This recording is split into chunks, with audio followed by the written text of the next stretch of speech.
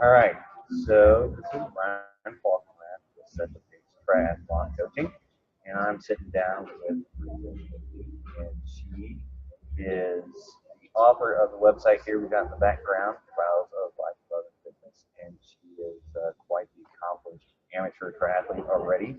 As you can see in her little picture here, I met her at Boulder 7.3. Well, she lives in Northern Park, in Colorado. That was my first time actually meeting her in person, and I had really no clue who I was talking to until she killed the race. I found out later she's very accomplished. So she has done Ironman Santa Rosa this past May. I know there's two athletes I personally coach. They're doing a half coming up this weekend, and they're looking at the full next year. And you did race that one, and you also qualified for coming at that race. So basically, I just wanted to ask you some questions, particularly about that race. So you could just give me like a quick little, 3-sentence kind of intro about kind of your background in the racing, and just a little bit about how many years you've been doing and what races and stuff.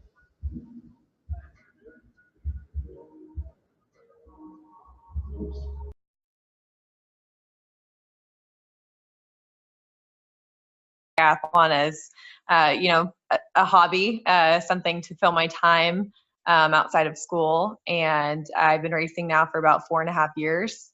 I've done Ironman Boulder twice. I did Ironman Santa Rosa, as Brian just said. And I've raced Kona once in 2015. So that's kind of my racing history. And I guess I've done a handful of halves as well.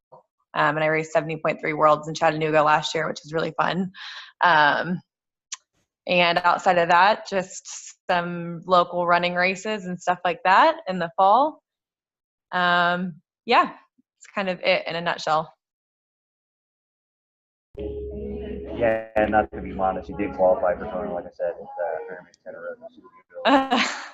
Focus your training on that. You noticed in one of your posts that you were going to race the half out in Boulder in 2 weeks, but you kind of scrapped that because you've been on the Lyft track team, so you're out there in California for a bit, and traveling a lot. So that's all that you just kind of punt that one so you can focus on Kona and racing that one. Yeah, we were going to use Boulder 70.3 as kind of a tune-up race for Kona, but I've been gone a lot with work, and we just decided to, it was adding more stress than benefit, so we just decided to scrap it and start with a fresh Kona block starting yesterday. So yeah, no Boulder, but that's okay. It was the best call, I think, in the long run.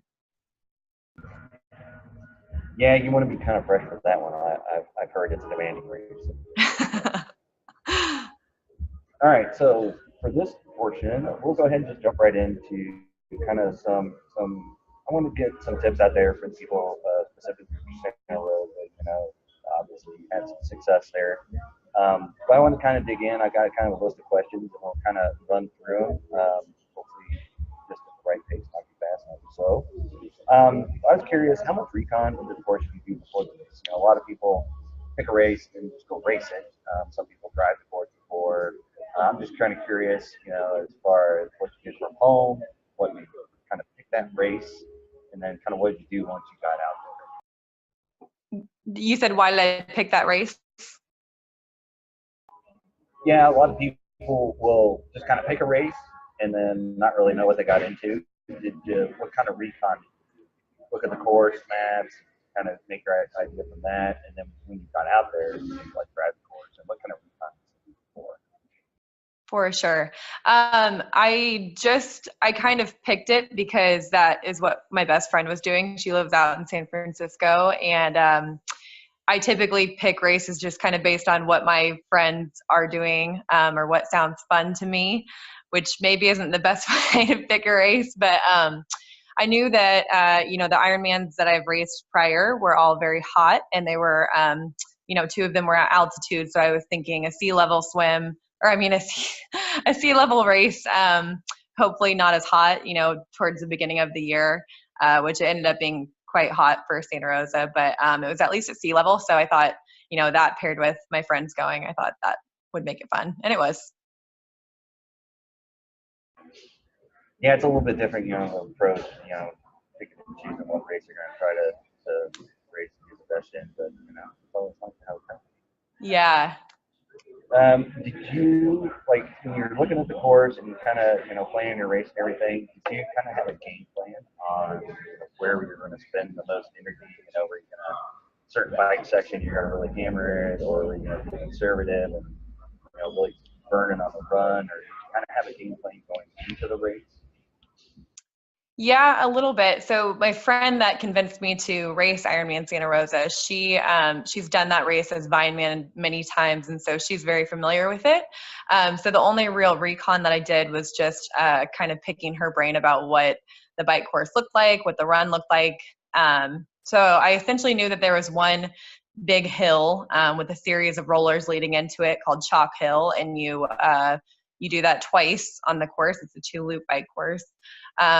So I kind of knew that that would be an effort each time. I knew it was going to be pretty hot.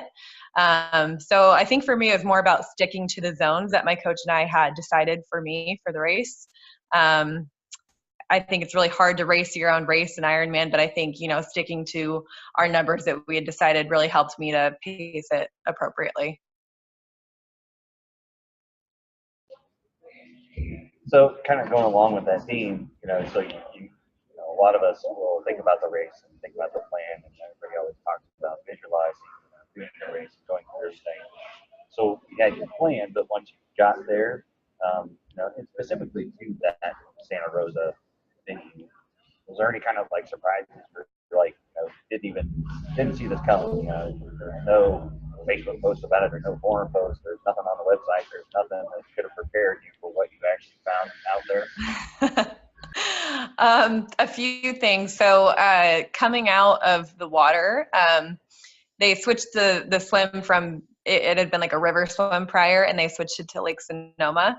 So coming out of the swim, it's like this massive hill of T1. So it's probably like a fourth of a mile long and like a good 10% grade hill at least. So that was fun. Another surprise, like the road quality wasn't very good. There were a lot of potholes, and they're kind of like farming roads out there, and a lot of chip seal textures. So that wasn't ideal, but it was still a really beautiful course. I mean, you're going through vineyards and things like that. But definitely T1 and the bike course quality, I think, were a surprise to me. Yeah, and that kind of hit on because I did see some stuff afterwards, that people were complaining that roads are not all the best out there. But, Yeah. despite that, you felt like it was a pretty fast bike course, aside from the road conditions. I know you mentioned the hill you had to tackle twice, but I just feel like, effort versus speed that you were able to put out there.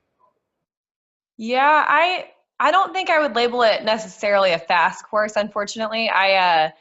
You definitely don't get a lot of free speed. Like out here in Kansas, we have a lot of rolling hills and you can kind of carry speed over those, but it was a lot of climbing without great descents, a lot of like twisty kind of turns and stuff like that. So it definitely made you work for every bit of the course, but it's not to say that it was a bad course. I mean, I think that challenging is good, and challenging can be fun.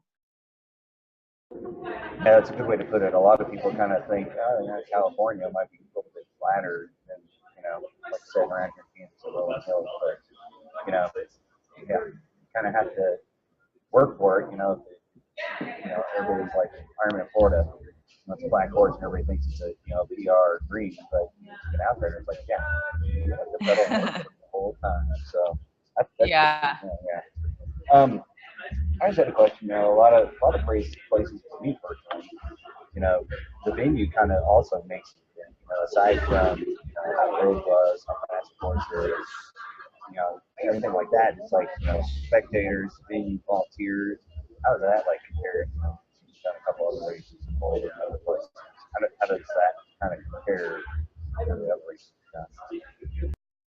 Yeah. So, I mean, the volunteers and everyone, they were awesome, just like at any other race I'd been to. In Boulder, everyone is on board, and there was a very similar vibe there. I think the bike course was a lot harder to spectate. I didn't see all that many people on the bike, so that was kind of lonely. But the run course is awesome for spectating. I mean, it's a 3-loop run course. And so it's similar to like Boulder, if you're familiar with it, where everyone is just right there and, you see people frequently. And I think that's really nice, especially coming off of a bike where you don't, see as many people.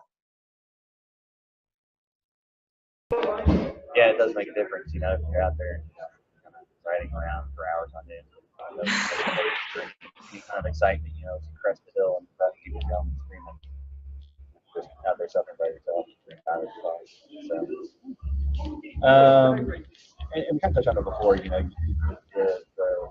guess I want to say the main like the race because your friend lives out there and they're shooting that race.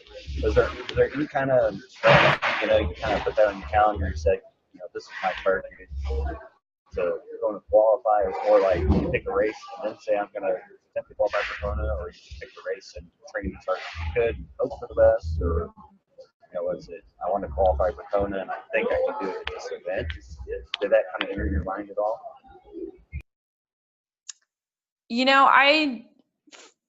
For me, when I signed up for Santa Rosa, Kona's never really a goal. Like it is, but it isn't.